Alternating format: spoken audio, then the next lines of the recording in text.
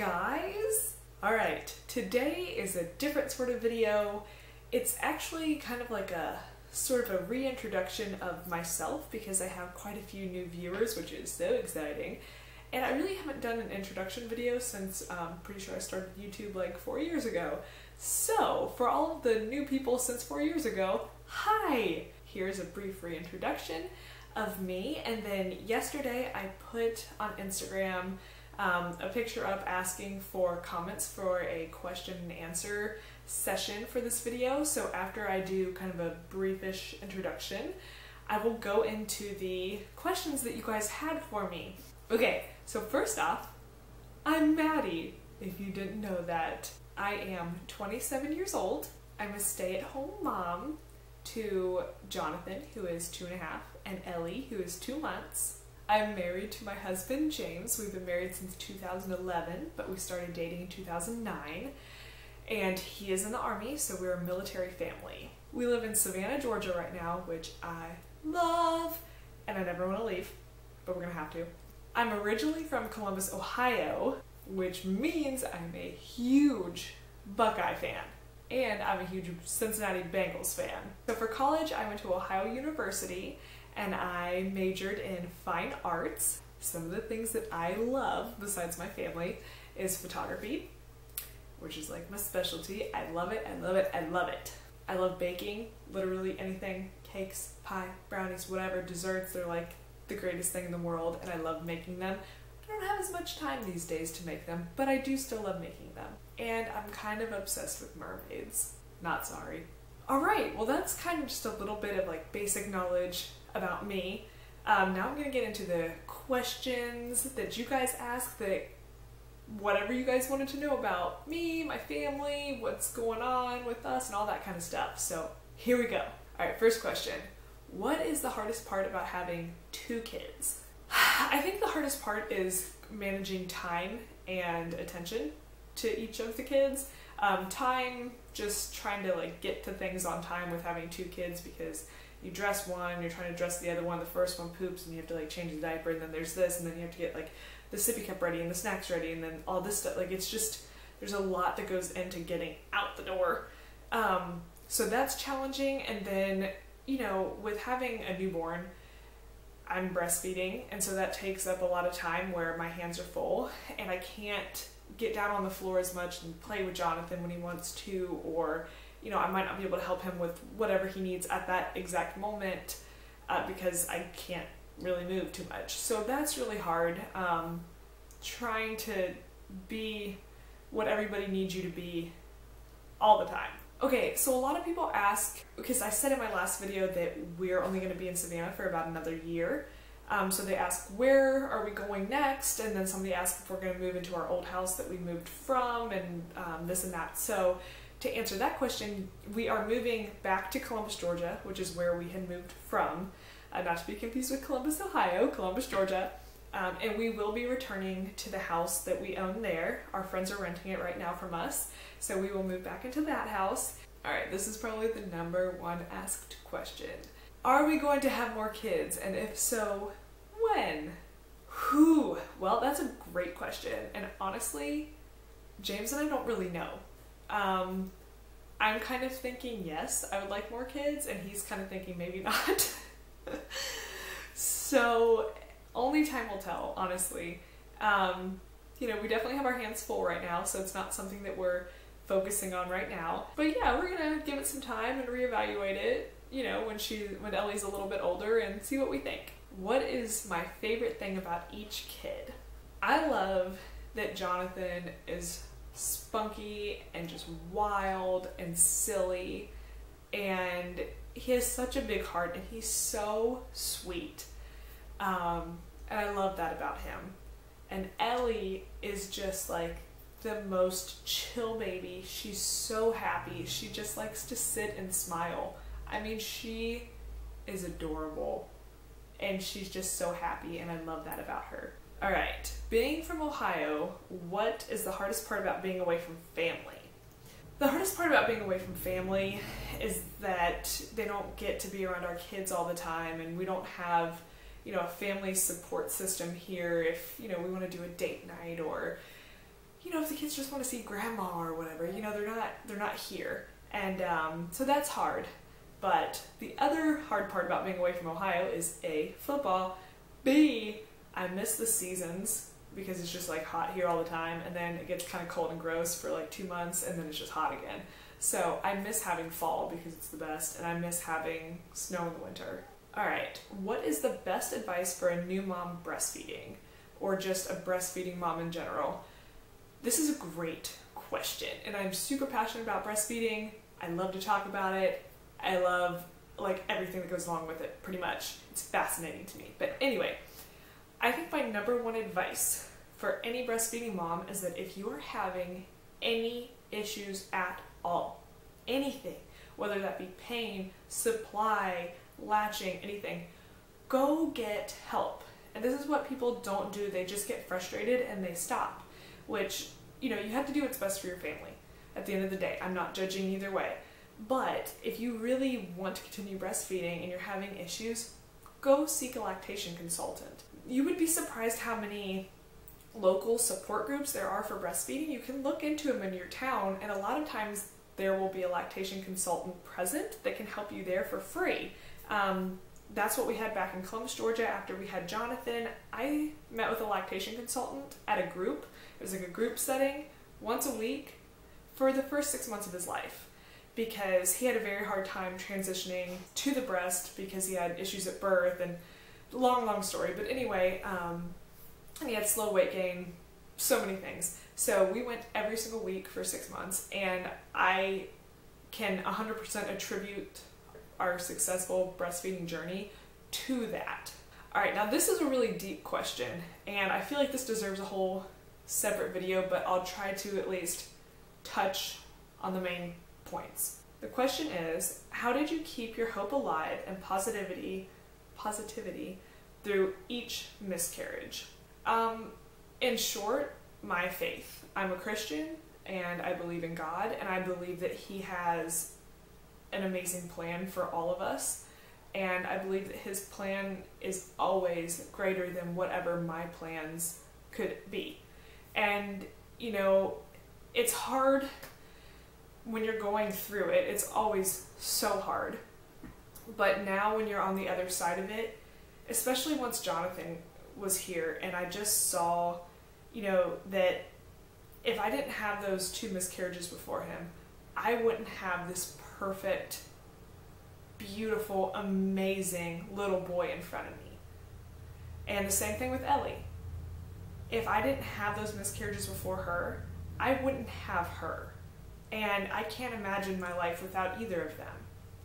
So, you know, I think just keeping faith alive that there is a bigger, better plan, even though it's so hard to see that. But I just kept telling myself, there's something better out there. Not saying that that wasn't good, but for whatever reason it wasn't meant to be. So that is what got me through it. But that's not to say that I didn't have moments, lots of moments of complete breakdowns. I mean, it was devastating each time.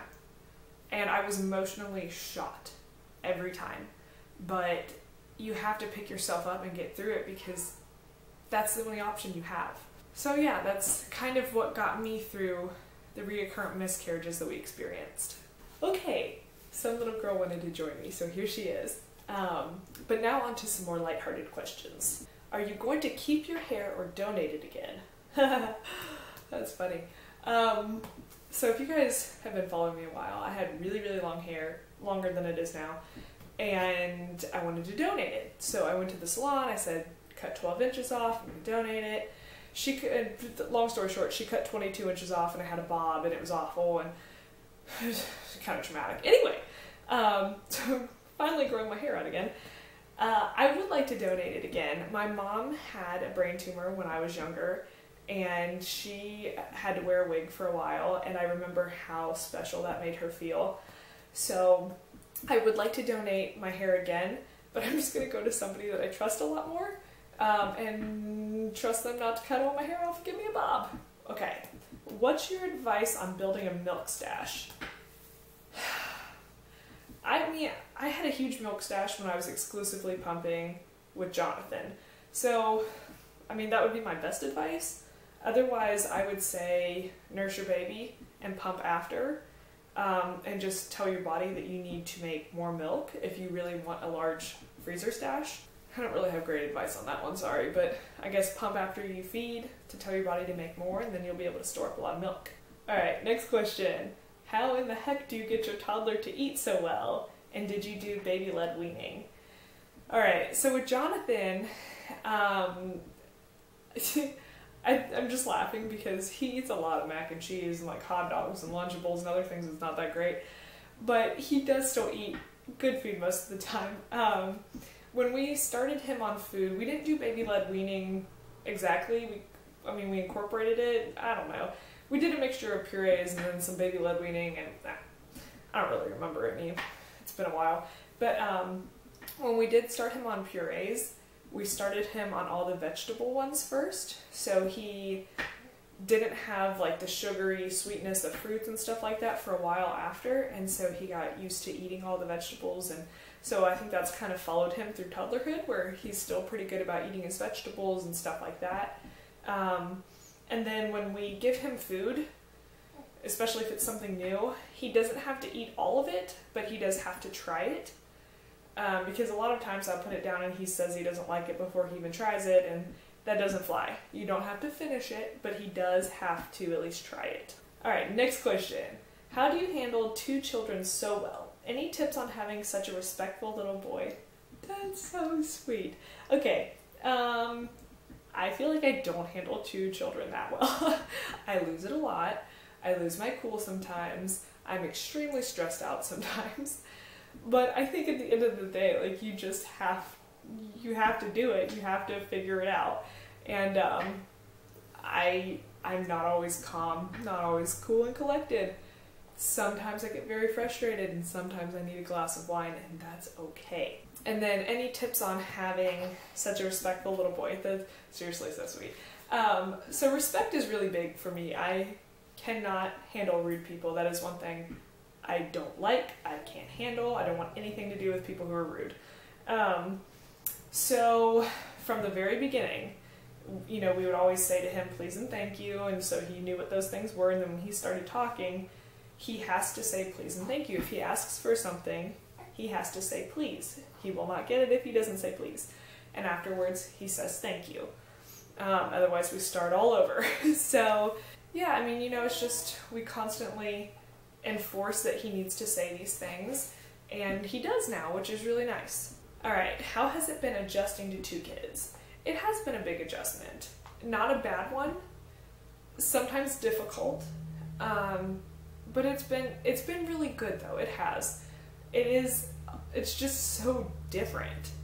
There's, it's harder to go out and do things with 2. It's just, your time is always divided between your kids, and so that's, less time for yourself or for your husband or for the house, or, so it's a giant juggling act, and it's hard.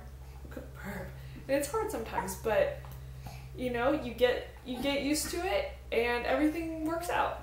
How do you manage being mostly by yourself with 2 kids? It's hard. I'm not gonna lie. It is difficult.